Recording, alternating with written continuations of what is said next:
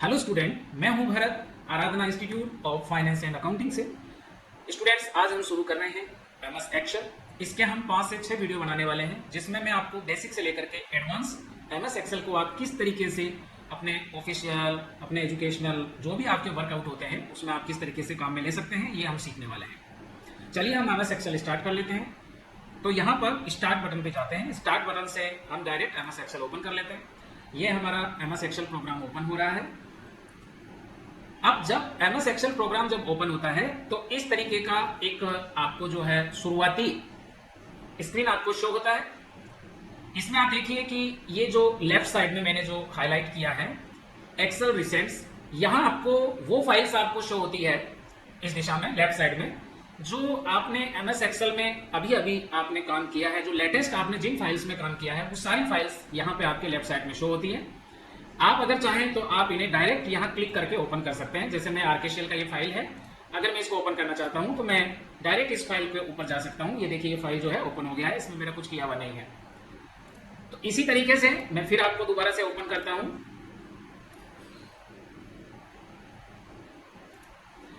तो अभी हमने देखा कि एक्सेल में रिसेंट फाइल्स यहाँ शो होती है, और यहाँ पर ये जो एरिया है, जो राइट साइड का एरिया है, एक मिनट, ये जो राइट साइड का एरिया दिख रहा है आपको, ये जो मैंने येलो से मार्क किया है, ये टेम्पलेट्स एरिया है। यहाँ पर एक्सेल के अलग अलग टेम्पलेट्स जो है रेडीमेड आपको यहाँ मिल जाते हैं। फॉर एग्जाम्पल के लिए, जैसे कि आपको देखिए यहाँ पर बहुत सारे, अगर आप इनको देखोगे तो अलग अलग पीवट पॉइंट का टेम्पलेट बना हुआ है, कैलेंडर का टेम्पलेट बना हुआ है। अगर आप इनको यूज लेना चाहते हैं डायरेक्टली तो आप इन्हें देखिए, नीचे मंथली बजट का भी बना हुआ है। अगर हम किसी टेम्पलेट को यूज लेना चाहते हैं, जैसे कि ये मेरे पास एक कैलेंडर है और मैं इसको यूज लेना चाहता हूं, तो मैं इस पर डबल क्लिक करूंगा, और जब मैं डबल क्लिक करूंगा तो ये टेम्पलेट इस तरीके से मेरे एमएस एक्सेल में ओपन हो जाएगा। आप देख रहे हैं कि ये बना बनाया कैलेंडर मेरे सामने आ गया है। अगर मैं इसको चेंज करना चाहता हूं, इसमें कुछ ईयर वगैरह में, तो आप देखो यहाँ राइट साइड में जब आप देखेंगे तो आपको यहाँ इसके कंट्रोल्स दिए हुए हैं, ठीक है। और यहाँ पर आप जो है, जैसे अभी ईयर जो है 2020 है, अगर मैं इसको 2025 करता हूं तो उसी के अकॉर्डिंग आप देख रहे हो यहाँ पर भी पूरा चेंजेस हो गया है। और नीचे अगर आप देखेंगे तो मंथ भी आप चेंज कर सकते हो, जैसे जनवरी मंथ है। अगर आप फरवरी, मार्च, अप्रैल का देखना चाहते हो तो यहाँ जो मैंने नीचे येलो कलर से मार्क किया है, इन सेट्स में आपको जाना होगा। जैसे फरवरी का देखना है तो आप फरवरी पे क्लिक करिए, देखिए पूरा कैलेंडर फरवरी का हो गया है, मार्च का हो गया है, अप्रैल का हो गया है, मई का हो गया है, जून का हो गया है। इस तरीके से हम इन बने बनाए टेम्पलेट्स को भी एमएस एक्सेल में क्या कर सकते हैं, यूज में ले सकते हैं। चलिए वापस हम वहीं चलते हैं जहां से हमने शुरू किया था।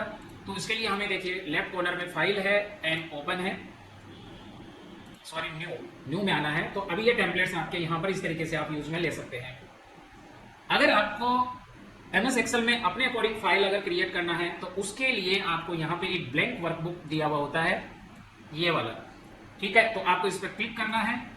जैसे आप इस पर क्लिक करते हैं, आपकी ब्लैंक वर्कबुक जो है ओपन हो जाती है। ये जो हमारे सामने ओपन हुआ है इसे हम कहते हैं वर्कबुक कह सकते हैं, इसे हम एमएस एक्सेल का इंटरफेस कह सकते हैं, जहां से हम एमएस एक्सेल में वर्कआउट करते हैं या काम करते हैं। अगर मैं इसका आपको इंट्रोडक्शन देना चाहता हूं, या इंट्रोडक्शन अगर देना चाहूं तो आपको शॉर्टली मैं आपको समझाना चाहता हूं कि कहां कहां पर क्या क्या चीजें होती है। मैं यहाँ येलो कलर से मार्क करूंगा जो भी चीज मैं समझाऊंगा उसको। तो चलिए मैं यहाँ से स्टार्ट करता हूँ। देखिए, ये जो पूरा आपको दिख रहा है इसे हम कहते हैं वर्कबुक। इसमें जो सबसे ऊपर होता है, सबसे ऊपर, एक बार मैं सिलेक्ट करता हूं, जो सबसे ऊपर जो शो हो रहा है, जिसको मैंने येलो से मार्क किया है, ये जो पार्ट है एमएस एक्सेल का, ये टाइटल बार होता है। इसे हम टाइटल बार कहते हैं। मैं लिख देता हूं ताकि आपको इजीली समझ में आ जाए। ये जो पार्ट है इसे हम टाइटल बार कहते हैं, ठीक है भाई। अब इसे टाइटल बार क्यों कहते हैं, क्योंकि यहां पर आपने एमएस एक्सेल की फाइल किस नाम से बना रखी है, तो आपको यहाँ फाइल का जो टाइटल है, या मैं कहूँ फाइल का जो नेम है, वो आपको यहाँ पे शो होता है, इसलिए हम इसे टाइटल बार कहते हैं। इसी टाइटल बार के राइट हैंड साइड में आपको 3 बटन आपको और मिलते हैं। एक बटन होता है जो मिनिमाइज का होता है, एक होता है जो मैक्सिमाइज का होता है, एक होता है जो क्लोज का होता है। मैं पेन दूसरा ले लेता हूं ताकि आपको अच्छे से दिख जाए। एक मिनिमाइज का, एक बटन होता है वो मैक्सिमाइज का, और एक होता है वो क्लोज का होता है। जब आप क्लोज करते हैं तो जो फाइल में आप काम कर रहे हैं वो फाइल परमानेंटली क्लोज हो जाती है, जब आप किसी चीज को मिनिमाइज करते हैं तो वो फाइल जिसको आपने मिनिमाइज किया है वो परमानेंट क्लोज नहीं होती है, वो आपकी टेम्पररी क्लोज होके, और आपका जो नीचे आपको ये जो बार दिख रही है जिसे हम कहते हैं टास्क बार, तो ये टास्क बार में आपकी क्या हो जाती है, आकर के क्लोज होती है, जिसे आप जरूरत पड़ने पे वापस क्या कर सकते हैं, ओपन कर सकते हैं बिना आपको प्रोग्राम दोबारा स्टार्ट करे हुए। तो ऐसी फाइल्स या ऐसे प्रोग्राम जिनको आप परमानेंट क्लोज नहीं करना चाहते, उनको टेम्पररी क्लोज करना चाहते हैं, तो आपको उसे मिनिमाइज करना चाहिए। फिर इसके बाद आ जाते हैं कि ये हमारा जो है मैक्सिमाइज का है। इससे क्या होता है ना कि आपकी जो फाइल है वो क्लोज नहीं होती और ना ही वो मिनिमाइज होती है। आपकी जो ये फाइल का जो इंटरफेस है, इसका साइज जो है अगर बड़ा है तो जैसे ही आप इसे क्लिक करेंगे तो आपका साइज थोड़ा छोटा हो जाएगा, और इससे आप इसको रीसाइजिंग कर सकते हो, इस इंटरफेस को रीसाइजिंग कर सकते हो। ये जो एक्सेल का जो आपका डैशबोर्ड है, इसको आपको कम या ज्यादा कर सकते हैं। चलिए मैं इसको करके दिखाता हूँ एक बार कि कैसे हम करेंगे। देखिए मिनिमाइज, जब मैंने यहाँ क्लिक किया मिनिमाइज पे, देखिए ये फाइल भी ओपन है। देखो ये अभी मैंने मिनिमाइज किया, अब आप देखो नीचे की तरफ जब देखेंगे तो ये दोनों फाइल अभी तक भी ओपन है। अगर मुझे इस फाइल को दोबारा ओपन करना है, मैं इस पर क्लिक करूंगा तो देखिए ये फाइल फिर से ओपन हो गई। अगर मुझे दूसरी वाली फाइल जो कैलेंडर वाली थी, अगर उसको ओपन करना है तो देखिए कैलेंडर वाली ओपन हो गई। तो इसे हम कहते हैं मिनिमाइज। अब मैक्सिमाइज क्या होता है, या रिस्टोर डाउन, इस बटन को मैक्सिमाइज भी कह सकते हैं या रिस्टोर डाउन बटन भी कहते हैं। जब मैं इसको क्लिक करूंगा तो आप देख रहे हो कि ये फाइल बंद नहीं हुआ, इसका जो साइज है वो कम हो गया। हम इसको रीसाइज कर सकते हैं। ये जो फाइल हमारे सामने है, इस फाइल के जो राइट कॉर्नर है, लेफ्ट कॉर्नर है, बॉटम कॉर्नर है, टॉप जो टॉप का इसका कॉर्नर है ना, जो टॉप एज है, इसका किनारा बोल सकते हैं, top edge, bottom edge, right और लेफ्ट। तो हम जो राइट साइड का है, इसमें हम इसको जब हम ड्रैग करेंगे तो देखिए इस ये विंडो की साइजिंग क्या हो रही है, चेंज हो रही है। देखो मैं बेसिक से आपको पढ़ा रहा हूं, एकदम नया बच्चा है वो भी आराम से सीख सकता है, ठीक है। और ये देखिए फुल साइज हो गया, यहां से देखो साइज कम हो गया, और जब इस पे दोबारा क्लिक करेंगे तो ये क्या हो जाएगा, साइज फुल हो जाएगा। क्लियर? इसे हम रिस्टोर डाउन बटन भी करते हैं। चलिए दूसरा जो पार्ट आ गया इसका, वो आ गया ये वाला। अब ये वाला क्या है, इस पार्ट को हम मेन्यू बार कहते हैं, ठीक है, मेन्यू बार कहते हैं। एक मिनट मैं इसको, हाँ ये जो पार्ट है इसे हम कहेंगे मेन्यू बार। अब मेन्यू बार क्यों कहते हैं, क्योंकि एमएस एक्सेल के अंदर जितना भी काम होता है वो इन्हीं मेन्यू से होता है। मेनली ये जो होते हैं वो कौन कौन से होते हैं, होम है, इंसर्ट है, ड्रॉ है, पेज लेआउट है, फॉर्मूला है, डेटा है, रिव्यू है, व्यू है एंड पावर पिवोट है। ये सारे के सारे क्या है, मेन्यू कहलाते हैं। हमें कोई भी अगर काम करना है तो हमें इसी मेन्यू में जाना होगा। तो अगर आप एमएस एक्सेल की मास्टरी करना चाहते हैं तो आपको ये सारे मेन्यू, और इन मेन्यू में जितने भी ऑप्शन है, जैसे हम होम को ओपन करेंगे, जैसे ही हम होम पे जाएंगे तो देखिए होम में इतने सारे ऑप्शन आ जाएंगे, ये सारे ऑप्शन होम मेन्यू के हैं, ठीक है। और जैसे ही हम क्लिक करेंगे किस पे, इंसर्ट के ऊपर माउस से क्लिक करेंगे, ये देखिए ये ऑप्शन चेंज हो गए, ये इंसर्ट के आ गए। ऐसे ये ड्रॉ पे करेंगे तो देखिए ड्रॉ के सारे ऑप्शन आ जाएंगे। ऐसे ही पेज लेआउट में जाएंगे तो पेज लेआउट के सारे ऑप्शन आ जाएंगे। ऐसे ही फॉर्मूला है तो फॉर्मूला के सारे ऑप्शन आ जाएंगे। ऐसे ही डेटा है तो डेटा के सारे ऑप्शन आ जाएंगे, रिव्यू के सारे आ जाएंगे, व्यू के सारे आ जाएंगे। अभी हम इनका यूज नहीं सीख रहे हैं, अभी हम यह सीख रहे हैं कि कौन सी चीज कहां पर है और इसको कैसे यूज में लेना है। चलिए अब जो ये वाली बार है जिसमें ये सारे ऑप्शंस दिखते हैं, इसे रिबन बार कहते हैं। इसमें सारे जो भी मेन्यू है उसके सारे ऑप्शन हमें रिबन बार में शो होते हैं। चलिए भाई अब उससे नीचे आ जाते हैं कि और नीचे क्या है। अब ये जो नीचे है ये वाला, इसको क्या कहते हैं, एमएस एक्सेल में इसे हम कहते हैं फॉर्मूला बार। ये जो है इसे हम फॉर्मूला बार कहते हैं, क्योंकि एक्सेल एक डेटाबेस मैनेजमेंट है, तो यहाँ पर बहुत तरीके के बेसिक और एडवांस फॉर्मूलाज का यूज किया जाता है। वो सारे फॉर्मूले जो भी आप लगाओगे वो आपको यहाँ शो होते हैं, तो इसे हम फॉर्मूला बार कहते हैं। तो एक फॉर्मूला कौन सा लग रहा है, कहाँ पे लग रहा है, वो सारी चीज आपको यहाँ शो होती है। डिटेल से हम आगे और देखेंगे। और ये जो लेफ्ट साइड में आपको दिख रहा है ये क्या है, जहां पे अभी G7 लिखा हुआ दिख रहा है, ये दरअसल आपके सेल का एड्रेस आपको शो करता है। अब अभी आपने समझा नहीं कि सेल क्या होता है, ये हमें अभी पढ़ेंगे धीरे धीरे। तो सेल एड्रेस को ये क्या करता है, शो करता है कि अभी आप एमएस एक्सेल की जिस जगह पे आप काम कर रहे हैं उस जगह का एड्रेस क्या है, तो ये उसको क्या करेगा, शो करेगा। ठीक है भाई, समझ में आया आपके। अब आ जाते हैं, बोले सर ये क्या है, ये जो पूरा पोर्शन बच गया है ये पोर्शन क्या है, इस पोर्शन को हम कहते हैं वर्कशीट। क्या कहते हैं इसको, वर्कशीट। और ये वर्कशीट जो है आप देखो ऐसे खड़े खड़े खाने हैं खूब सारे इसमें, है ना। अब आप बताओ कितने खड़े खाने होंगे, है ना। 16,000 से ज्यादा खाने प्लस जो है वो किसमें होते हैं, एक वर्कशीट में होते हैं। अब आप कितना डेटा डालोगे आप बताओ। और अगर इन आधे खानों की बात करें, ठीक है, तो इन आधे खानों की संख्या होती है वो 10 लाख प्लस होती है। ये तो बाय डिफॉल्ट एमएस एक्सेल की एक सीट का बता रहा हूं आपको, एक सीट का बता रहा हूं, यानी एमएस एक्सेल की एक सीट का पावर बता रहा हूं। एक सीट में आप 16,000 प्लस कॉलम, ये जो खड़े खाने होते हैं ना इनको कॉलम कहते हैं, ठीक है, और ये जो आधे खाने होते हैं इन्हें रो कहते हैं। आगे मेरी बात समझ में? चलिए दोबारा से समझा रहा हूं मैं। ये जितने भी मैं जैसे भी कलर चेंज करके दिखाता हूं, ये जो भी खड़े खाने हैं, जैसे मैंने ये खड़ा खाना है जी, इसे कहेंगे जी कॉलम। अगर मैं एच पे क्लिक करूंगा ये है एच कॉलम, ये आई कॉलम, ये जे कॉलम, ये के कॉलम, ये एल कॉलम। ऐसे एमएस एक्सेल में 16,000 प्लस कॉलम है। और ये जो 1 2 3 है, 1 2 3 4, इन्हें कहते हैं रो। और आप देख रहे हो कि रो और कॉलम, ये दोनों रो और कॉलम एक दूसरे को कट कर रहे हैं, क्रॉस कर रहे हैं। तो भाई जिस जगह पे रो और कॉलम एक दूसरे को क्या कर रहे हैं, क्रॉस ओवर कर रहे हैं। जैसे कि अभी मैं इसको हाईलाइट कर देता हूं, ये कलर है भैया, अभी सिखाऊंगा आपको ये कलर वाला करना। तो आप ये देख रहे हो, मैं आपके समझाने के लिए कह रहा हूं। ये हो गया कॉलम जो येलो कलर से दिखाया मैंने। कौन सा कॉलम है ये है जी कॉलम। ये देखो ये नाम लिखा हुआ है इसका। और ये जो है ये क्या है, रो। क्या है ये, रो। अब ये कौन सी रो है, ये है 8वें नंबर की रो, तो इसका हो गया 8वें नंबर की ये रो है। और ये रो और ये कॉलम, ये जो मैंने ब्लू कलर का किया यहां पर, ये क्या कर रही है, क्रॉस कर रही है। जिस जगह पे कॉलम और रो एक दूसरे को क्रॉस करती है उसे हम कहते हैं सेल। और अगर मैं इस सेल की बात करूं कि ये कौन सी सेल है, इसे कहते हैं सेल एड्रेस। क्या कहते हैं भाई, इसे सेल एड्रेस कहते हैं। अब सेल एड्रेस कैसे लिखा जाता है, सेल एड्रेस लिखने के लिए आपको लिखना पड़ेगा कि कॉलम कौन सा है और रो कौन सी है। अगर मैं इस सेल की बात करूं जो मैंने ब्लू कलर से दिखा रखी है, तो इसका कॉलम तो हो गया जी और रो कौन सी हो गई 8, तो ये हो गई G8। तो अगर आप इस पे क्लिक करोगे, जैसे मैंने यहाँ क्लिक किया, देखो इस पे मैंने क्लिक किया तो आप देखो यहाँ पे G8 इसका एड्रेस है। और यहां भी आप देखोगे तो आपको इसका एड्रेस क्या हो रहा है, G8 आपको शो हो रहा है। इसी को हम कहते हैं एड्रेस, सेल का एड्रेस। पहले पढ़ दिया। तो जब भी सेल का एड्रेस, क्योंकि आगे आपको ये यूज में आने वाला है, जब आगे आप फॉर्मूला वगैरह अप्लाई करोगे, जब आगे आप जो है एक्सेल में और भी डेटा रिलेटेड वर्कआउट करोगे, तो ये आपको बहुत ज्यादा यूज में आने वाला है। चलिए भाई ये काम हो गया। और अब आप सोचिए, दिमाग लगाइए, ये तो एक सीट की बात कर रहा हूं। मान लो कि आपने ये एक सीट पूरी काम कर लिया आपने, सपोज करो। अब सीट में काम कैसे करते हैं, अभी देखो ये चीज हम सीखने वाले हैं कि सीट में काम कैसे करते हैं। देखिए भाई, यहां से मैं इसको कर देता हूं, हटा ही देता हूं, चलो इसको हटा देता हूं। और ये जो मैंने किया है इसको मैं हटा देता हूं, ठीक है भाई।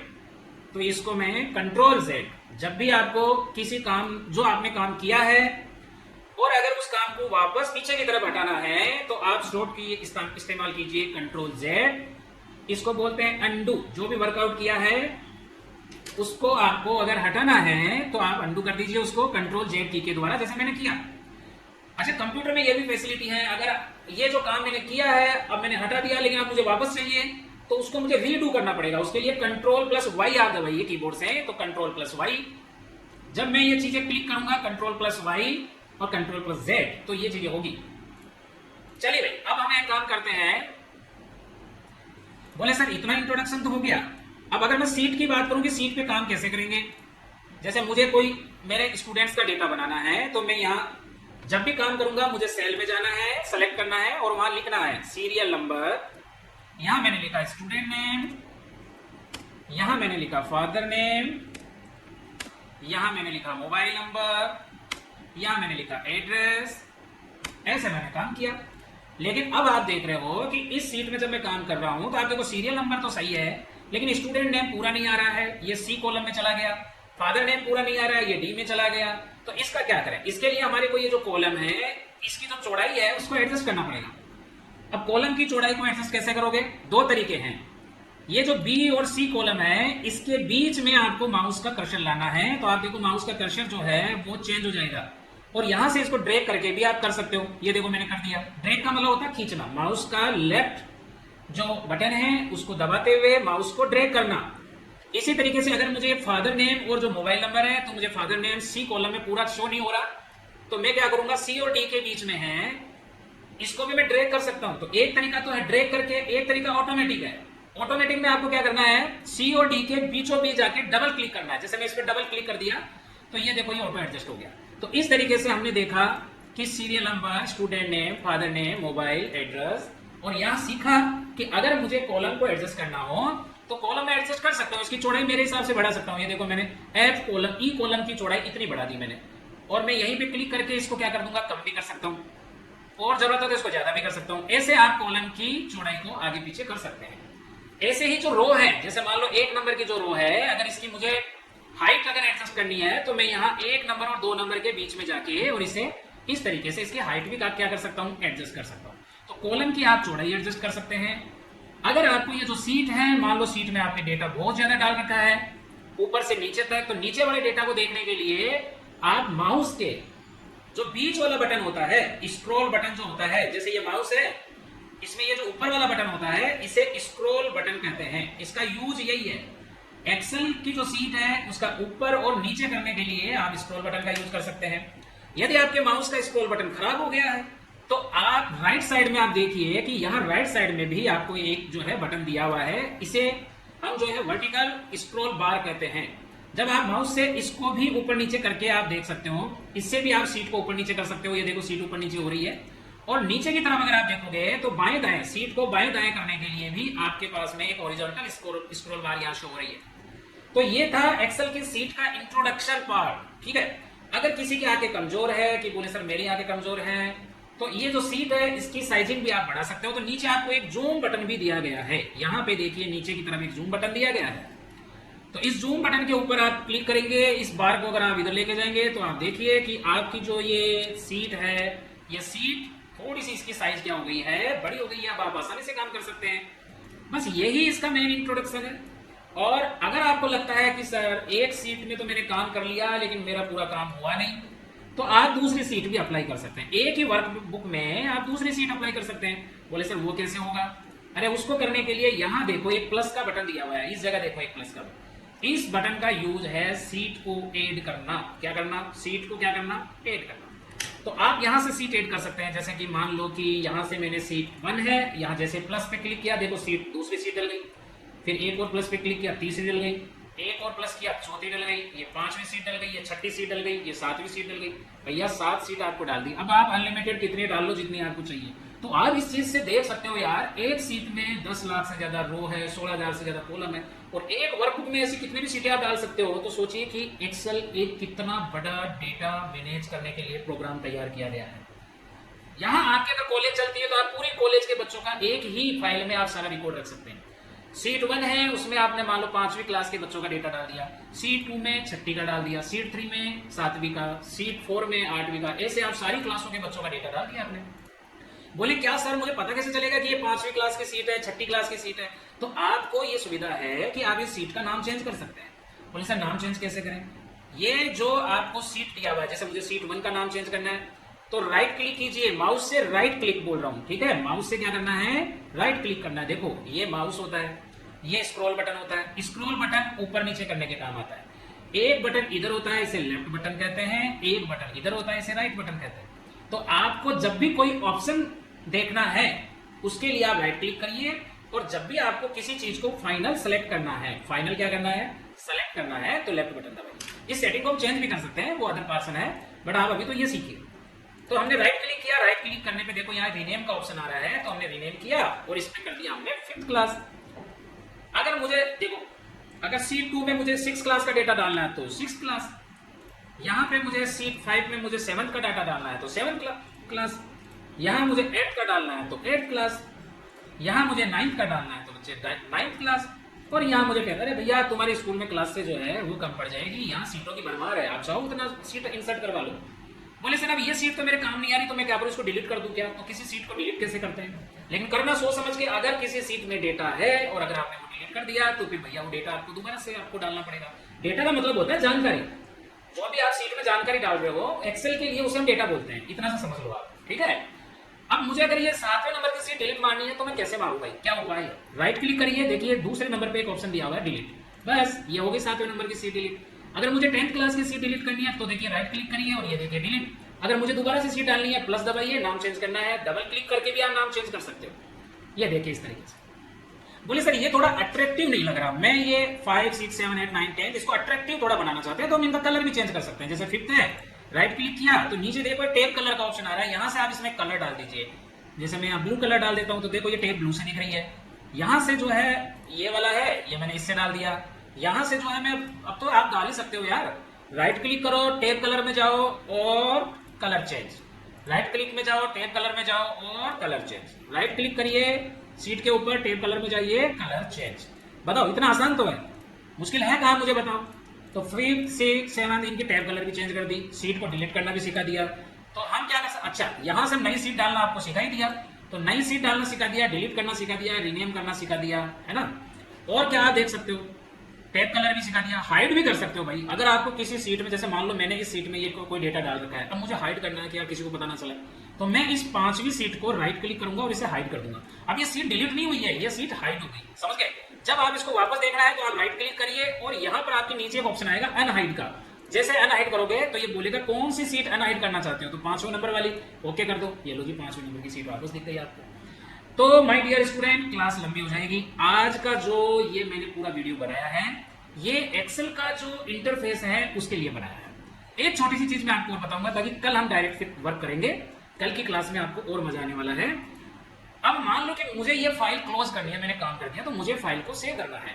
सेव करने के लिए मैं क्या करूंगा, Ctrl+S बटन दबाऊंगा। Ctrl+S कीबोर्ड से दबाएंगे तो फाइल आपकी क्या होती है, सेव। तो भैया मैंने क्या दबाया, सीधा ही कीबोर्ड से गया Ctrl+S दबाया। अब Ctrl+S दबाने पर ये मुझे पूछेगा कि भैया कहाँ सेव करना चाहते हो तुम इस फाइल को।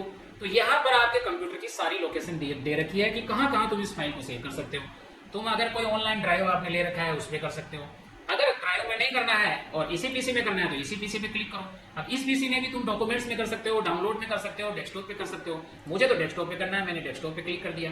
अब ये पूछेगा भाई क्या नाम से फाइल सेव करना चाहते हो, तो मैं इस फाइल का नाम डाल देता हूँ एक्सेल ऑनलाइन क्लास या एक्सेल यूट्यूब क्लास। क्यों, सही रहेगा ना, एक्सेल यूट्यूब क्लास, ठीक है। और फिर मैंने इस फाइल को सेव कर दिया। अब ये फाइल जो है ऊपर देखो आप, इसलिए मैंने कहा था टाइटल बार में देखो फाइल का नाम हो गया एक्सेल यूट्यूब क्लास। तो अब इस फाइल को आप इजीली क्या कर सकते हो, क्लोज कर सकते हो। यहां से हमें क्लोज बटन मिल जाएगा, इस क्लोज बटन से हम फाइल को क्या कर देंगे, क्लोज कर देंगे। तो ये था स्टूडेंट्स एमएस एक्सेल का बेसिक फंडामेंटल क्लास, जिसको एक्सेल का A4 एफएल भी नहीं आता वो इतना जरूर कर लो। कल से हम जो है एक्सेल में वर्कआउट करना सीखेंगे। क्लियर। वीडियो अगर अच्छा लगा हो तो अपने दोस्तों के अंदर, अपने रिलेशंस वालों के अंदर, या आपके बच्चे हैं तो भैया अपने बच्चों के अंदर इस वीडियो को आप उनको शेयर कर दीजिए ताकि वो एमएस एक्सेल में आसानी से काम करना सीख जाए। बहुत बहुत धन्यवाद। फिर एक नए वीडियो के साथ मिलेंगे, तब तक के लिए गुड नाइट, जय श्री राम, राधे राधे।